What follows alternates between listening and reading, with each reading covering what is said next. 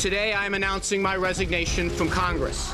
Yeah! Bye-bye, pervert! So my colleagues can get back to work, my neighbors can choose a new representative, and most importantly, that my wife and I can continue to heal from the damage I have caused.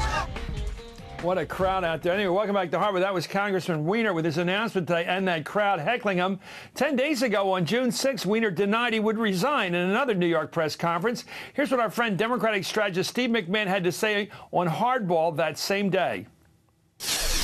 And he opens up all these new lines of inquiry. And I think in 2 weeks, if Anthony Weiner's still in Congress, I'll be surprised.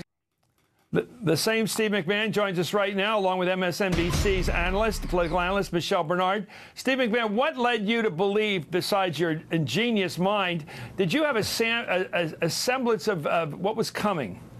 Well, only because Congressman Weiner had spent so much time attacking the press and denying it so vigorously, but yet being unable to answer the questions at the same time.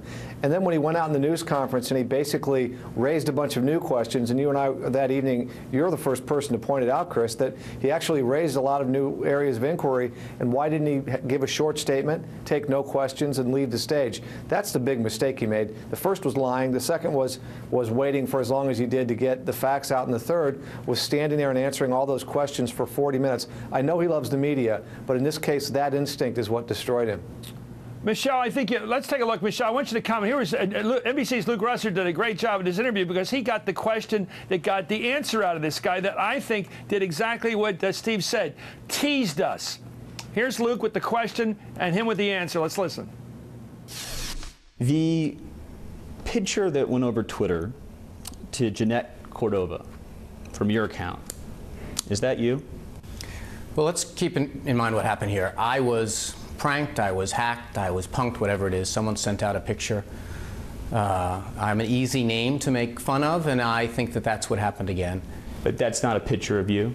You know, I can't say with certitude. My system was hacked. Pictures can be manipulated. Pictures can be dropped in and inserted. One of the reasons that I've asked a firm that includes an internet security arm is to take a look at what the heck happened here, was to make sure it doesn't happen again. Michelle Bernard, when in history will politicians learn that when you dodge a question, a decent reporter asks it again? Luke asked the exact question again, is that you? And finally came something like the truth in the teasing manner he offered it. I can't say without certitude. Translation, okay, you got me.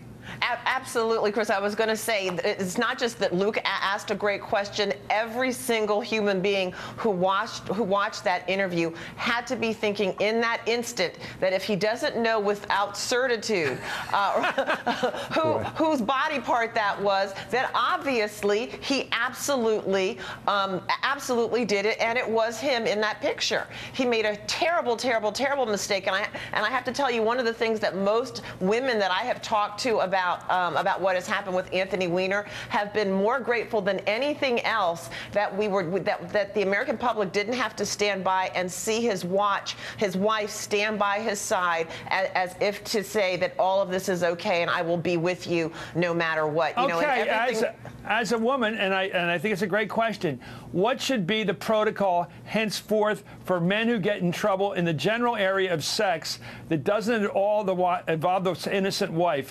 What should be the role of the innocent spouse in such a... You say it's to be off camera. Well, I will say, first of all, the protocol should be don't get into sex problems if you are a married man. But going past that, assuming that comes up as an issue, you know, it really depends on the spouse. But over the last few years, whether it was, you know, Jim McGreevey, the former governor from New Jersey, or to other people, when you sit and you watch the spouse looking up, you know, like a deer in the headlights and not knowing really what to do, most American women and you have to remember, it's American women who vote more than American men. Women are looking at that. They're watching it on television. They're saying, I can't possibly suffer through this. I feel sorry for her. How could he do this to his wife? So I think that from now on, we will probably see wives not stand there and deal with the humiliation that that we have seen, you know, time and time again over the last couple of years. Well, as a guy, I think the only thing classy about the whole Spitzer mess was the classiness of Silda, his wife. Absolutely. When she came out there with that classy, or I should say tasteful scarf, like a real gentle lady, putting up with her embarrassing husband, I thought at least all's right with her world, even if it isn't with him. Your thoughts, Steve? Well, no, I was just going to say the same thing. I think his wife actually may have changed the rules. And, you know, people have given Anthony Weiner a lot of credit for not dragging his wife out there. Anybody who knows his wife, and I don't know her well, but anybody who's ever met his wife will tell you that he was not going to be able to drag her out anywhere that she didn't want to go. She's somebody who is a woman of her own mind and probably told Anthony Weiner what she was going to do. He doesn't, I would suspect. Well, that's my experience in marriage. That's my exact experience. Let's go. Here's Weiner on his June 6th press conference when he admitted what he did. Let's listen.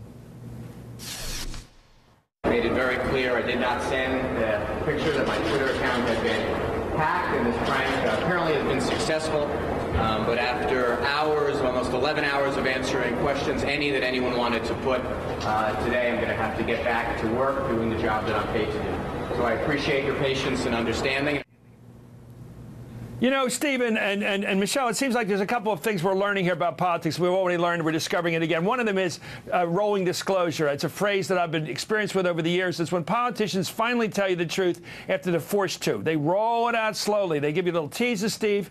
What do you tell your clients when they're involved in something that they can survive if they deal with it the right way? Well, I tell them that the only way to survive, if you're going to have a sort of rolling disclosure situation, is to get everything out as quickly as possible, and then to basically answer whatever questions you're willing to answer and draw a curtain on it. And you don't go out then, if you're Anthony Weiner, 3 days later when there's a whole bunch of people staked out in front of your apartment, and go buy an orange so that you can talk to reporters. You basically try to bring the curtain down on the scandal and wait it out. I'm not sure he could have made it through this, because this was going to be a rolling disclosure unless he told everything, and I presume that he didn't want to tell everything because he was protecting his wife and maybe other people. Right. But in a case like this, the only chance that you ever have is to get all the facts out, get them out quickly, answer the questions, and try to move on. Well, here's more of Weiner's press conference today. Michelle, you responded to this 10 days ago, by the way. This was at that earlier press conference as part of this rollout of the truth, which took 2 weeks. Here's the first part. Let's listen. I don't know the exact ages of the women, and I don't know if you do. I'm going to respect their privacy, but they were all adults, at least to the best of my knowledge. They were all adults, and they were engaging in these conversations consensually.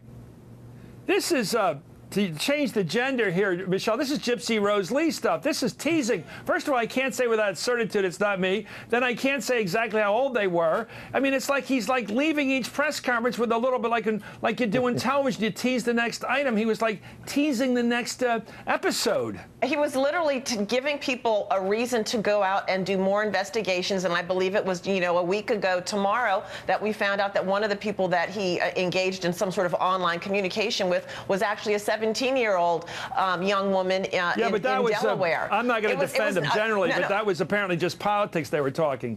Well, that's what I heard.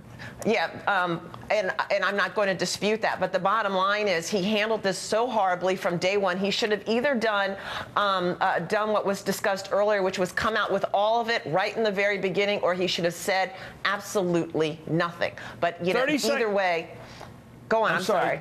I got to go to the political advisor. Steve, 30 seconds of advice for this guy if he ever wants to run for politics again. What should he do in the next 6 months? Well, I think he gave his first campaign speech today where he basically said, I'll be back, but I'm not going to be back tomorrow. I think he's already planning his comeback, and I think what he needs to do is he needs to show contrition.